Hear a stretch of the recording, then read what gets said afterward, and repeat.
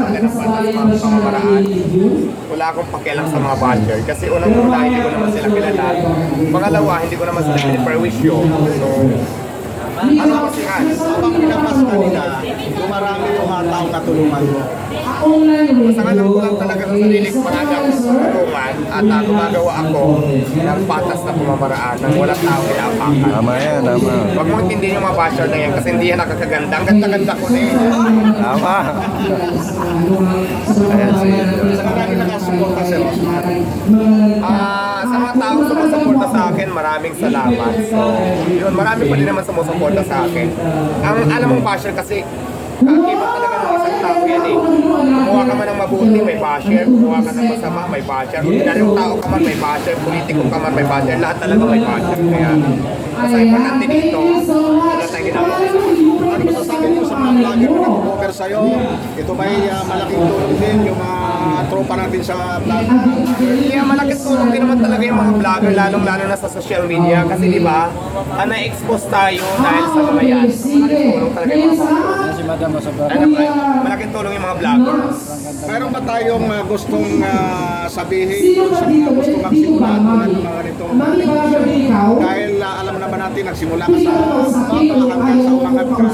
Meron ba tayong message para mahikayat din ng ibang vlogger natin na magtayo ng ganitong negosyo para may matulungan din sila? Kaya sa lahat ng nangangarap na magkaroon ng negosyo, kung kaya nyo umpisahan ngayon, umpisahan nyo na kasi walang imposible matupad yung mga pangarap nyo kung ngayon palang gagawin nyo na. Umpisahan nyo Habang na. malakas pa. So yes, kasi ako ang ganun ang ginagawa ko eh. Kasi maraming business na ako nag-try, hindi naman ganun kabilis din para makaangat. So maraming struggle sa buhay, maraming pagsubok talaga. Pero kailangan malakas yung loob mo. Pag nadapa ka, nagsimula ka nadapa ka, bangon ulit at lalong Try and try. Ganun kasi ang ginagawa ko. Itong opening ngayon na Diwata, libre ba ito doon sa ating mga customers? Mayroon tayo, nagpag-cater tayo na siguro yung magkakasya lang dun sa mga visitors na invite natin. Pero if ever, meron na tayo mga paninda, di ba open na nga tayo ngayong araw na ito.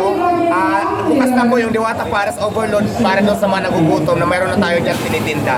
So mayroon naman din tayo para sa mga guests natin, nagpa-cater tayo.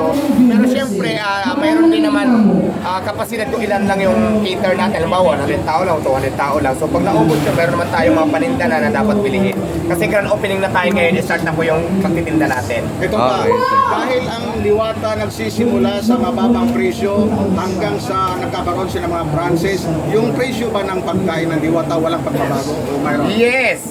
Yung Diwata Pares Overload po na nasimulan natin na 100 pesos on the rice ay talagang yan na yung price niya. Tapos syempre may abang menu ko na kung saan tayo nakilala. Pero ngayon, nagdagdag na tayo ng mas maraming menu. Mababa pa rin naman yung price, abot kaya pa rin naman ang bulsa. Ganun din naman, 120, 130, 80, 100. So mayroon tayo dyan. Pangmasa talaga. May 40, pangmasa lang din talaga. Pero yun nga, mayroon tayong mga menu kung saan tayo nakilala. Dinagdagan pa natin at mas lalo pa natin in-improve. Mababa lang din yung price. Mas lalong pinalinis, pinaganda at pinasarap. So yun. Doon sa mga pinagdaanan natin Diwata, saan ba tayo humuhugot ang lakas ng loob para tumila yung... Alam mo yung kahirapan sa buhay na ang tagal ko nang pinagdaan yung kahirapan. Siyempre, di ba, hanggat may pagkakataon para makaangat ka sa stage ng kahirapan, yung ginagawa ko naman ngayon. Kaya lahat ng diskarte ginagawa ko para magtagumpay ako sa buhay. wala lang tayong nasasagasaan. Wala lang tayong masasagasaan. Mas as no, mas walang masasagasaan na tao na tayo nagrabyado, tayo naman presyo ko lang. Tuloy ang laban, tuloy ang mga pangarap. Basta't nakakatulong sa kapwa. Yes, marami talaga ako natutulungan kasi iba. At sa Pasay, ang dami kong empleyado na umaasa lang sa tindahan. Dito sa Quezon City, nagdagdag na naman tayo. So marami talaga ako natutulungan. Tama yan. So, may katanungan pa kayo, sir. May katanungan pa kayo. Madam Diwata, anong masasabi mo sa mga tao na nandito ngayon kagaya na sa soft opening may nagpa sa'yo dahil hindi daw nakakaya?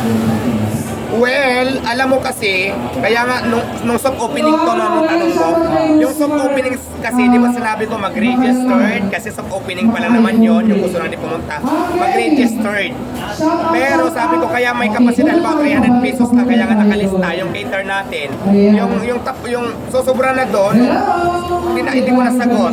Pero dahil marami nag-sponsor, wala naman nagutom na soft opening natin, lahat naman nakakain, may inuwi pa nga sila mga bigas.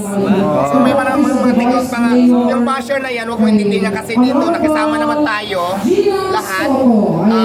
Ginawa naman na may kasama, lahat naman ng tao pinakasamahan natin. So bakit may mga ganyan pa? Anong motibo? Anong purpose? Oo, wala tayong So pakialam. di ba? So sa mga bashers na kagaya nun, ano masasabi mo? Pumunta lang dito para Ano kulang? Kung ano yung gusto mong gawin mo sa buhay mo, kung diyan ka magiging masaya sa mga paninira mo, kulang. Ikaw yan eh. Oo. Di ba? Kung yan ang gusto mong gawin sa buhay mo, diyan ka magiging masaya, kulang. ano ganyan kahit Ayan siyang dala-dalang portrait binabash ni sa Diwata. harapan. Mayroon pang tanong?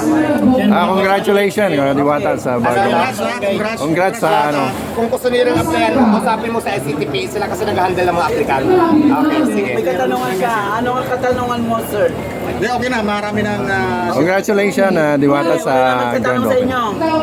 Dahil si Pinasigat, may tatanong sa'yo, kabayan. Sige, ano yun? Pinasigat, ano tatanong mo kay Madam Diwata? Idol, sabi kasi ng iba, yung branch mo daw dito sa Quezon City, hindi daw yan sa'yo. Totoo ba yan? Ay, wala pong ibang may-ari dito kundi ako. Kaya nga po Diwata Paris. Para sa kaalaman ng lahat, itong branch sa Quezon City ay legit po na 100% na sa akin po ito. Walang ibang may hawak dito kundi ako.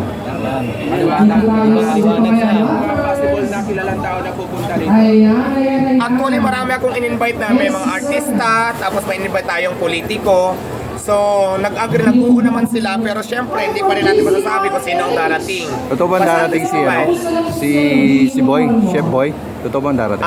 sabi darating, pero wala pa naman. Basta marami tayong in-invite na makilalang personalidad. So, habang wala pa sila, hindi naman natin hawak ang desisyon na nila talaga. Basta invite natin sila. No? So, nasa kanila na yun. Mamaya malalaman nyo naman yan, maya-maya lang. Kasi ang call time natin is 10. Maaga pa naman, 10 to 11. Maghintay tayo kung sino ang darating. Kasi medyo ngayon, medyo maaga pa. 24 hours ba itong Yes, open to ng 24 hours simula ngayong araw na ito. Okay. Sir, tanong lang, kahapon napakarami po po ninyong mga, sa Pasig City marami po nag-antay sir, talagang daming tao. Bakit po ba hindi ka nakarating ng Sa Pasay City, hindi talaga ako pumunta kasi nag-prepare ako hanggang kaninang madaling araw. Kasi para pagdating ngayong umaga, so okay na, nakanda na lahat. Kaya hindi yun ang reason bakit hindi ako pumunta ng Pasay. Kasi inayos ko talaga dito lahat. Nagluto ako ng Paris, training natin yung mga tao natin kung anong gagawin nila. Nagsaing ako, tinuruan ko sila magsaing. So, yun ang dahilan bakit hindi tayo nakapunta ng Pasay kahapon. Pero maganda, pupunta sila lahat ng mga taga-Pasig kahapon. Dito daw. Yun. Ayan, yan. Magkita-kita tayo dito ngayon. So, open naman po sa lahat kasi grand opening natin. Open sa lahat ito na gustong pumunta. Ayan. May invitation man o wala, open tayo ngayong Okay, araw na ito. okay. At magtutuloy-tuloy na tayo. At syempre maraming salamat. I-acknowledge lang natin yung mga tauhan ni Vice Mayor